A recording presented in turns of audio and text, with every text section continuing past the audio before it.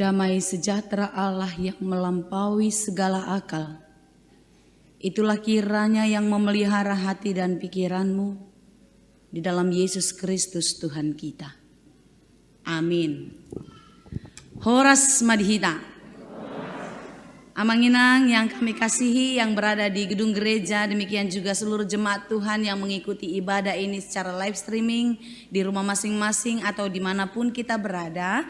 Di minggu ke-10 setelah Trinitatis kita bersyukur kepada Tuhan, kita diberi nafas kehidupan, kita diberi kekuatan dan kemampuan untuk mendengarkan dan pastinya untuk merenungkan firman Tuhan. Bapak Ibu yang dikasihi Tuhan, marilah kita membaca firman Tuhan yang disampaikan bagi kita di ibadah minggu ini yang tertulis dalam kitab Yesaya 58 dimulai dari ayat 9b hingga ayat yang ke-14. Saya akan bacakan bagi kita semua, marilah kita mengikutinya di dalam hati.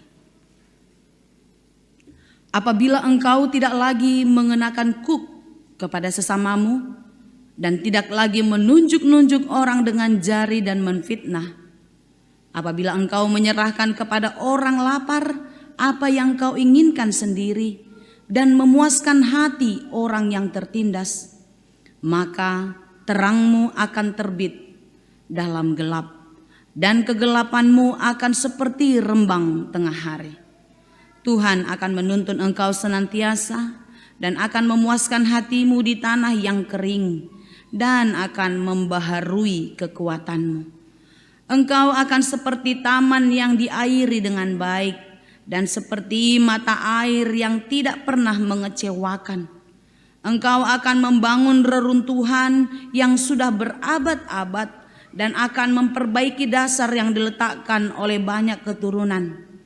Engkau akan disebutkan yang memperbaiki tembok yang tembus, yang membetulkan jalan supaya tempat itu dapat dihuni. Apabila engkau tidak menginjak-injak hukum Sabat dan tidak melakukan urusanmu pada hari kudusku, apabila engkau menyebutkan hari Sabat hari kenikmatan dan hari kudus Tuhan hari yang mulia, apabila engkau menghormatinya dengan tidak menjalankan segala acaramu dan dengan tidak mengurus urusanmu atau berkata omong kosong, maka engkau akan bersenang-senang karena Tuhan, dan aku akan membuat engkau melintasi puncak bukit-bukit di bumi dan kendaraan kemenangan. Aku akan memberi makan engkau dari milik pusaka Yakub bapa leluhurmu, sebab mulut Tuhanlah yang mengatakannya. Demikianlah firman Tuhan. Bapak Ibu saudara-saudari yang dikasihi Tuhan Yesus Kristus, kalau kita baca tadi perikop ini, sebenarnya kita tidak bisa memisahkan latar belakangnya mulai dari ayat 1 secara khusus di pasal 58 ini. Mengapa Allah menyampaikan atau mengatakan ini kepada bangsa Israel melalui Yesaya? Tentu ada latar belakangnya. Percaya atau tidak percaya, hidup kita sekarang pengikut Kristus yang mengatakan dirinya orang-orang percaya bisa melakukan dua hal yang sekaligus dilakukan, tetapi kedua hal itu bertentangan. Contohnya ada orang yang rajin ke gereja, rajin mengikuti ibadah, rajin pula dia melakukan kejahatan dengan cara apapun juga. Rajin beribadah tapi masih suka merbadah, mencari perkara, ribut di sana dan di sini, membuat kerusuhan. Ada yang rajin memberi persembahan supaya mendapat sanjungan dan pujian. Saudara-saudara yang dikasihi Tuhan, segala sesuatu yang dikerjakan orang Kristen tadi, orang percaya tadi, itu bisa dikatakan kesalehan. Tetapi sudah pasti kesalehan yang dilakukan di dalam kesalahan. Inilah yang terjadi kepada bangsa Israel kala itu ketika mereka sudah sampai ke Yerusalem. Mereka keluar dari Babel, mereka sampai di sana. Mereka melihat kalau Yerusalem yang indah, Yerusalem yang mereka banggakan tidak lagi seperti mereka lihat ketika mereka sampai di sana. Tarulang, sega sude, bangunan yang megah semua runtuh termasuk bait Allah. Tidak ada kehidupan di sana. Dan orang-orang mencuri tanah mereka. Kekecewaanlah yang mereka dapatkan di sana. Tetapi sekalipun demikian, Allah menyampaikan isi hatinya kepada bangsa Israel agar mereka tetap hidup di dalam kesalehan. Inilah yang menjadi subjudul di dalam Alkitab kita di pasal 58. Kesalehan yang palsu dan yang sejati. Tentu keinginan Allah agar bangsa itu hidup di dalam kesalehan yang sejati. Bukan yang palsu, bukan yang pura-pura, bukan yang munafik.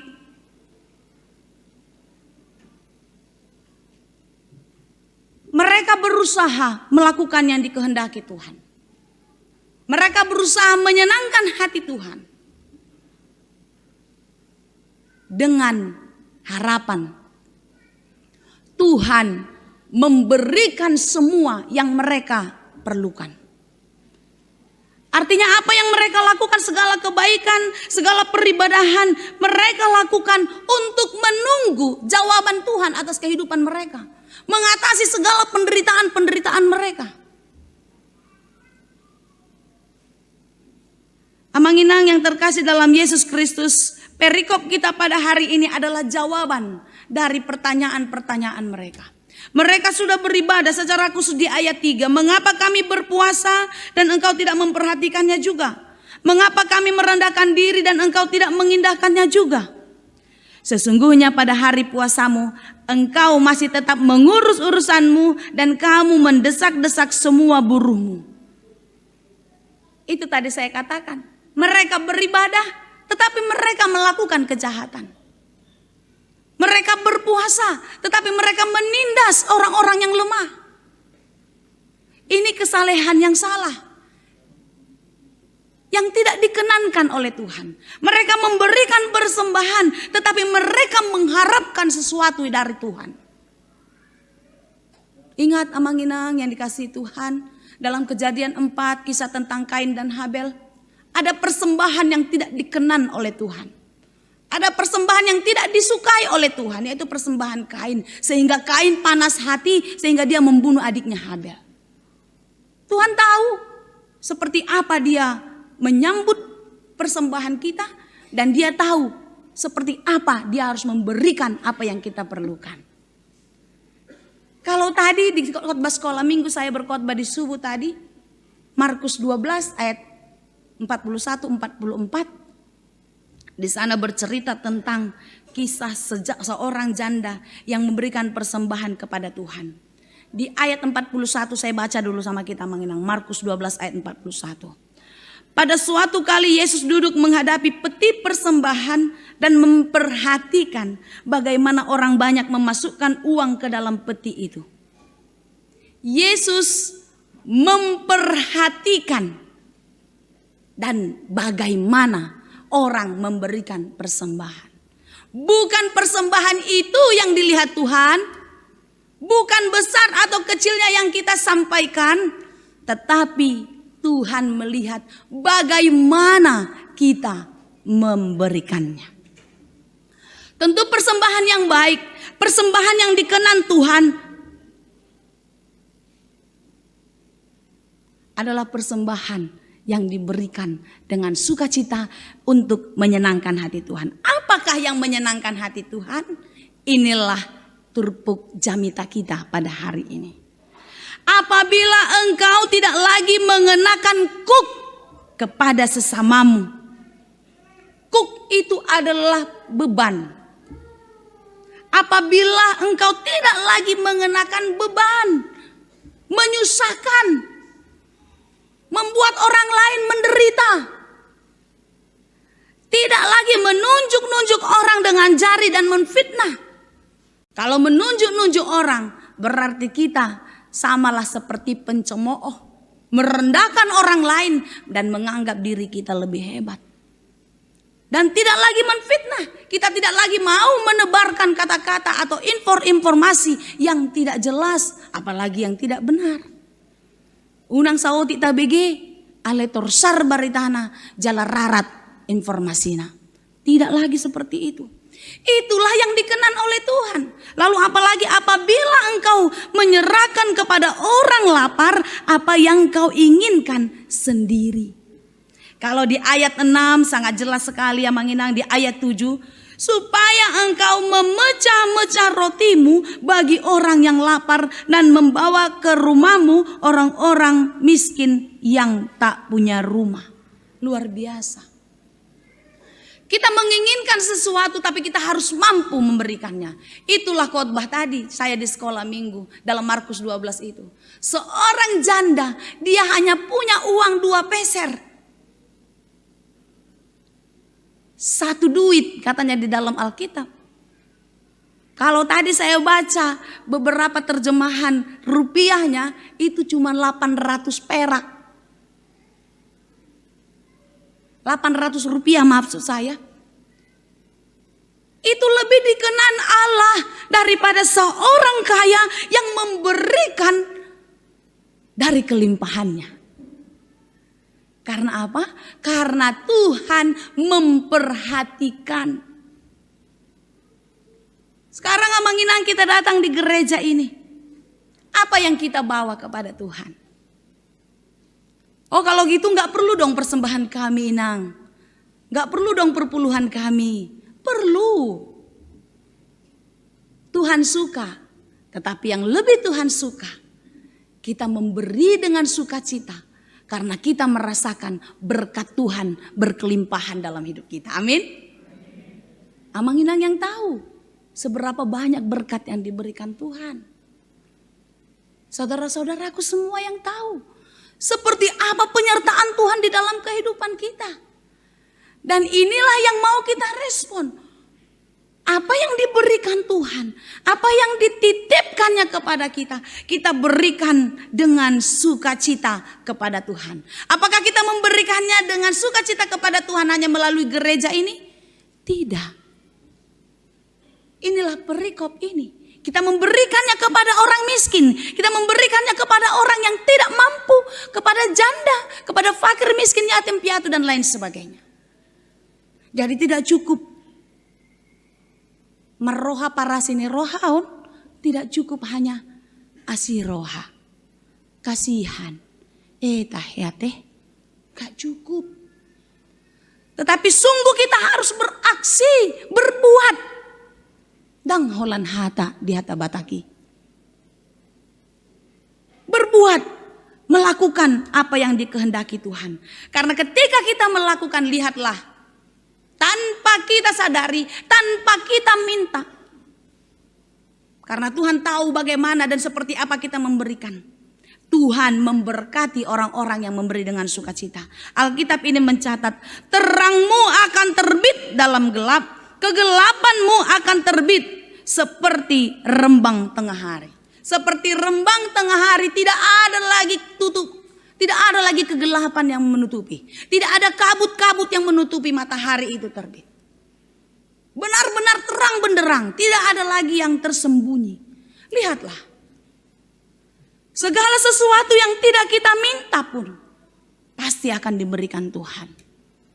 Karena sering sekali yang kita minta tidak diberi. Karena kita meminta apa yang kita inginkan. Tetapi Tuhan tahu apa yang kita perlukan. Adlu mau bisia napi nangidom di pasar debatado diho. Kepadaku, kepada saudara sekalian. Karena Tuhan tahu apa yang kita perlukan.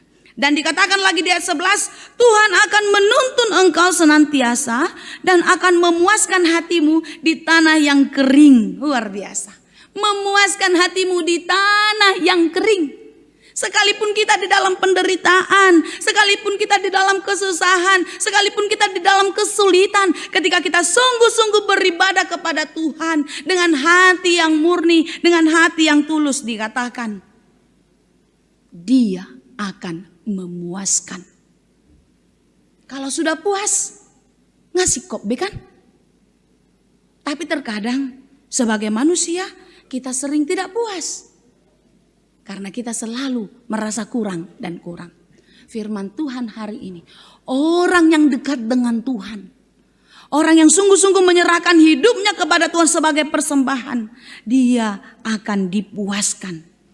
Dia sama seperti pohon yang ditanam di tepi aliran air. Di dalam Mazmur 1 ayat 3. Dia tidak akan kekeringan. Dia akan terus hidup. Nggak mandele, nggak putus asa. Apalagi sampai bunuh diri. Tidak akan. Tapi dia tetap kuat. Dia percaya pertolongan Tuhan terus ada. Dan kekuatan Tuhan akan terus menguatkan dia. Dan dia akan mampu melewati hari-hari. Itulah perbedaan kita dengan orang-orang yang tidak percaya. Kita akan dimampukan. Kita akan diberi hikmat oleh Tuhan untuk melewati banyak hal. Dan akan membaharui kekuatanmu. Lihat, engkau akan seperti taman yang diairi dengan baik dan seperti mata air yang tidak pernah mengecewakan. Terus mengalir, terus mengalir. Bukan besar, bukan banyak menurut ukuran manusia.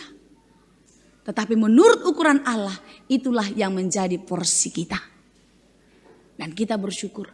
Air kehidupan yang mengalir dalam kehidupan kita harus terus mengalir keluar dari diri kita. Mabaor tuhumalia kita. Kita menjadi berkat. Kita tadi sudah menjadi terang. Dan terang kita ini bisa menyinari orang lain. Seperti lagu Kidung Jemaat 424. Bersinar, bersinar, itulah kehendak Yesus. Bersinar, bersinar, aku bersinar terus, terus tanpa henti. Bukan ketika kita menderita kita tidak bersinar, sinar kita mulai redup, jangan. Tetapi orang yang dekat dengan Tuhan dan menyerahkan hidupnya sebagai persembahan kepada Tuhan, dia seperti rembang tengah hari. Dia terus serang benderang. Dang tarida na pogus. Dang tarida na dangol ngoluna. Dang tarida na godang si pikiranna. Terus bersinar. Itulah selalu saya katakan pancaran yang tidak bisa kita hambat keluar dari diri kita. Cantik, kecantikan, keindahan yang keluar dari dalam, inner beauty, gak bisa ditutupi. Itu terpancar dari orang-orang yang mencintai Tuhan.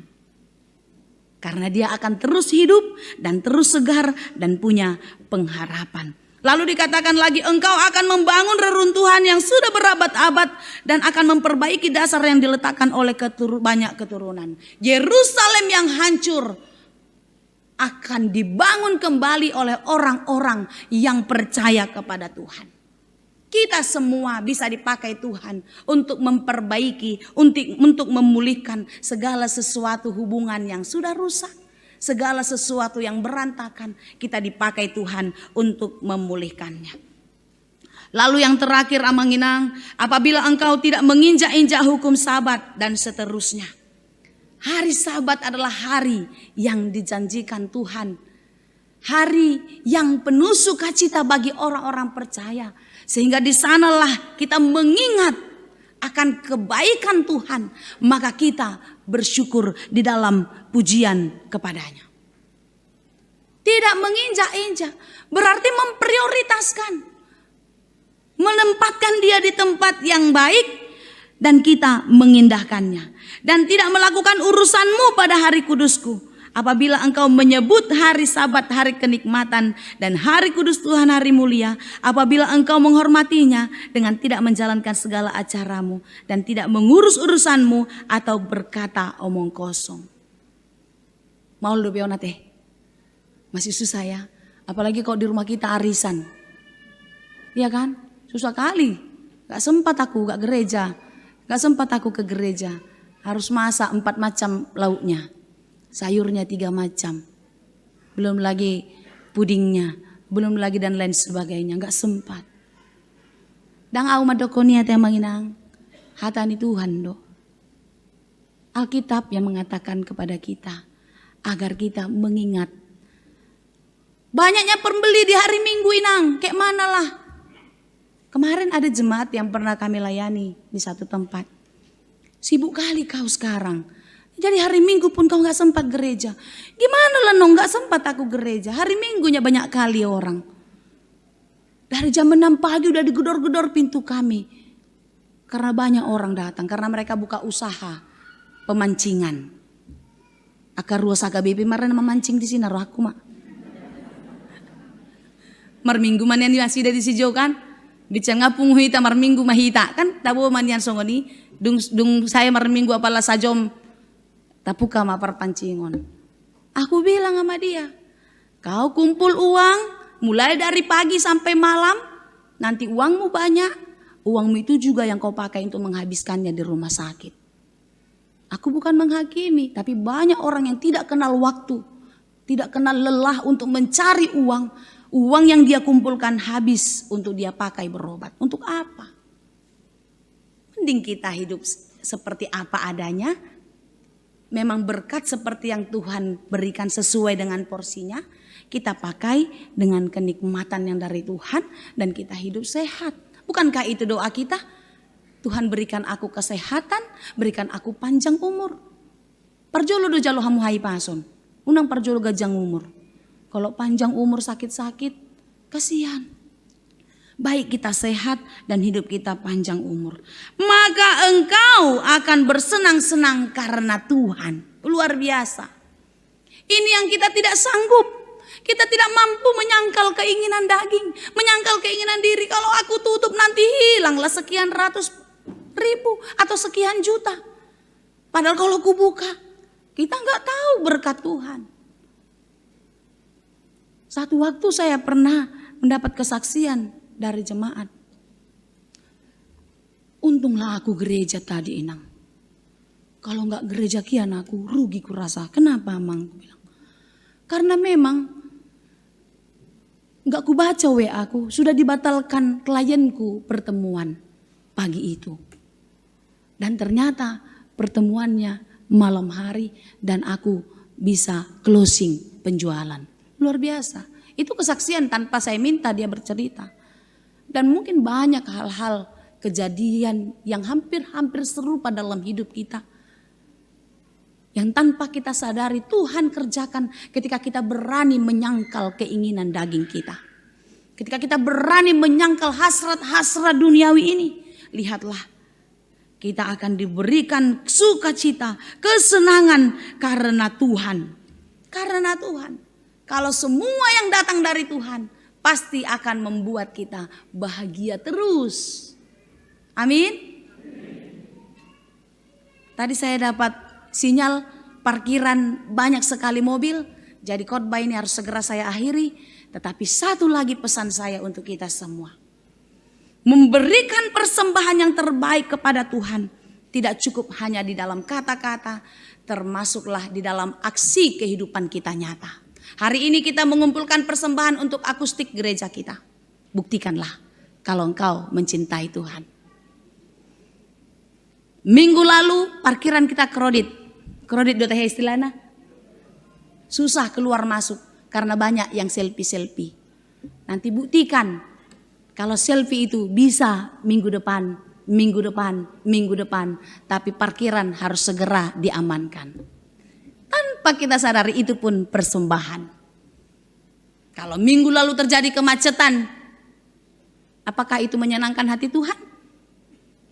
Tidak, karena akan menjadi batu sandungan. Gudang nama rungut-ungut. Harusnya pulang dengan sukacita, harusnya duduk di sini dengan damai sejahtera, tapi hatinya mendongkol. Berikanlah persembahanmu yang sejati melalui sikap hidup, perbuatan setiap hari, setiap waktu, dalam situasi apapun. Dan percayalah, tanpa kita minta, tanpa kita Tuhan tahu memberikan yang terbaik untuk kita. Serahkanlah hidupmu dan berikanlah yang terbaik untuk kemuliaannya. Tuhan Yesus memberkati. Amin.